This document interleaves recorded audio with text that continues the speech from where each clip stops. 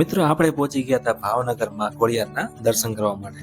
મિત્રો હું આવી ગયો હતો રાજપરા કે જે ભાવનગરથી 18 કિલોમીટરના અંતરે આવેલ છે. મિત્રો આ મંદિર આગવો ઇતિહાસ ધરાવે છે. મિત્રો આ જગ્યાએ દરેક લોકો કોઈ તહેવાર હોય તેમજ પૂનમ ભરવા માટે ખાસ આ જગ્યાએ આવે છે. મિત્રો આ જગ્યાનો અનેરો મહત્વ છે.